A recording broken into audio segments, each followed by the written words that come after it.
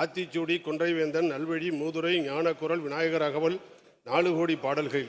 முதல் பாகம் சங்ககால ஔவையார், 2ஆம் பாகம் இடைக்கால ஔவையார், 3ஆம் பாகம் 273 பாடல்கள் பள்ளி சிறார்களுக்காகவே பாடியிருக்கிறார். பேரவைத் தலைவர் அவர்களே, வேதாரண்யம் தொகுதி துளசியாப்பட்டினம் கிராமத்தில் அவ்வைக்கு கோவில் உள்ளது.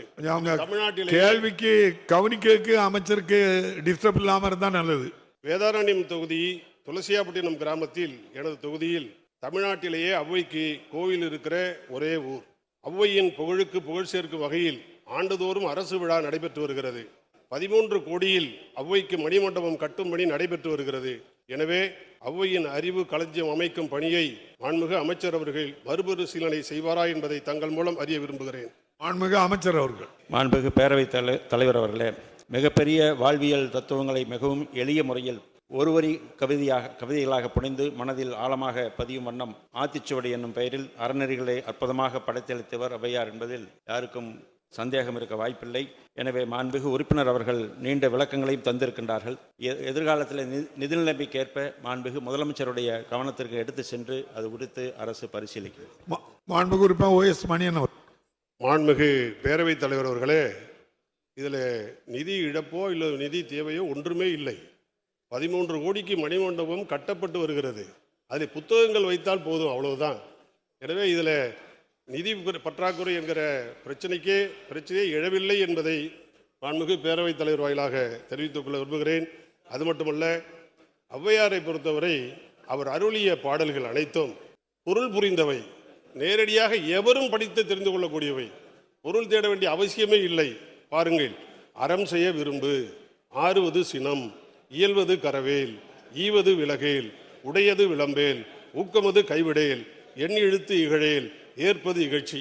இப்படிப்பட்ட அருமையான அற்புதமான இதயத்தை எப்பொழுதுமே நெருடி கொண்டிருக்கக்கூடிய பாடல்களை அருளியிருக்கிற ஔவையார் அவர்களுடைய புத்தகங்களை நீங்கள் அங்கே வைக்க வேண்டும் என்பதுதான் என்னுடைய வேண்டுகோள்.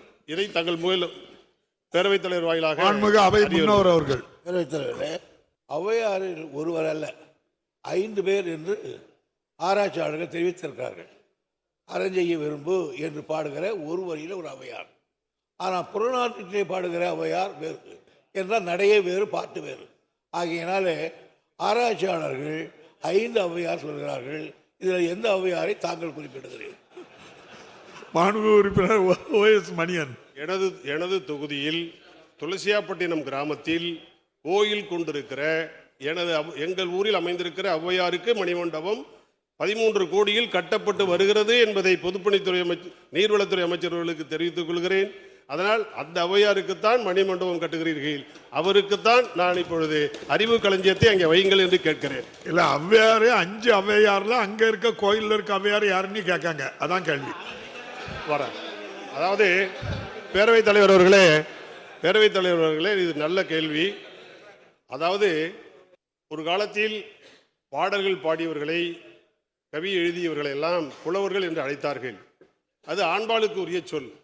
ஆனால் பெண்பாளுக்கு உரியவர்கள், பெண்கள் அவர்கள் இதுபோல பாடல்களை பாடினால், கவி எழுதினால், சிறந்தவர்களாக இருந்தால், மதிக்கப்பட்டவர்களாக இருந்தால் அவர்கள் எல்லோரையுமே ஔவையார் என்றுதான் அழைத்திருப்பதாக சொல்லப்படுகிறது. மாண்புமிகு அமைச்சர் அவர்கள். அவை முன்னவர் அவர்கள். அவை முன்னவர். நம்ம வீட்டில் வயசான ஆயார் கூப்பிடுற மாதிரி. மாண்புமிகு அமைச்சர். மாண்புமிகு நிதித்துறை அமைச்சர் அவர்கள். பேரவைத் தலைவர் அவர்களே, இதுவரை எல்லோரும் ஔவையார் என்றுதான் நினைத்து கொண்டிருந்தோம். இப்போதுதான் ஔவை யார் என்பது அதுவே ஒரு கேள்விக்குறியாக நம்முடைய மாண்புமிகு அமைச்சர் அவர்களும் இன்றைக்கு விவாதத்துக்கு உருவாக்கி இருக்கிறார்கள். ஔவையார் என்பது ஒரு குறியீடாக கூட எடுத்துக்கொள்ளலாம். அது அற்புதமான அவர் சொல்வதற்கு போல புறநானூற்று காலத்திலிருந்து பிற்காலத்திலே தனிப்பாடல்கள் திரட்டு என்பது வகையிலும் பல்வேறு புராண கதைகளிலும் கூட ஔவையார் என்பது நம்மளுடைய பெண் இனத்திற்கு, மகளிருக்கு அது ஒரு குறியீடாக, அது ஒரு ஆன்ற ஒரு சொல்லாக அது அமைந்திருக்கக்கூடிய ஒரு மதிப்பிற்குரிய ஒரு சொல்லாகவே இருக்கிறது. எனவே அந்த வகையிலே அதை எடுத்துக்கொண்டு நம்முடைய மாண்புமிகு அமைச்சர் அவர்கள் அதை கருதலாம். மாண்புமிகு முதலமைச்சருடைய கவனத்திற்கும் நம்முடைய மாண்புமிகு உறுப்பினருடைய அந்த கருத்தை எடுத்துச் செல்லலாம். காரணம், ஏற்கனவே இப்படி விடுதலை போராட்ட வீரர்கள், தமிழறிஞர்கள், தலைவர்களுடைய நினைவு மண்டபங்கள்லாம் அமைக்கின்ற போது அது வெறும் நினைவு மண்டபங்களாக, கட்டிடங்களாக மாத்திரம் இல்லாமல் அங்கே அது வரக்கூடிய பார்வையாளர்களுக்கும் மற்றவர்களுக்கும் பயன்பெறத்தக்க அளவிலே அந்த இடம் ஒரு படிப்பகமாக நூலகமாக அது உருவாக்கப்பட வேண்டும் என்ற கருத்தை மாண்புமிகு முதலமைச்சர் அவர்கள் தெரிவித்திருக்கிறார்கள்.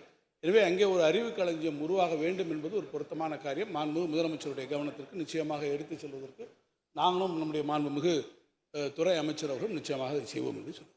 மாண்புமிகு அமைச்சர் அவர்கள். மாண்புமிகு பேரவைத் தலைவர் அவர்களே, என்னுடைய பாதி சுமையை குறித்த மாண்புமிகு நிதி அமைச்சர் அவர்களுக்கு நன்றியை தெரிவித்துக் கொள்கிறேன். எதிர்காலத்தில் நம்முடைய மாண்புமிகு உறுப்பினர் சொன்ன கருத்துக்களை நிச்சயமாக பரிசீலித்து மாண்புமிகு முதலமைச்சரோடு நானும் மாண்புமிகு நிதியமைச்சரும் கலந்து பேசி அவருடைய கோரிக்கை நிறைவேறுவதற்கு தொடர்ந்து பரிசீலிப்போம்.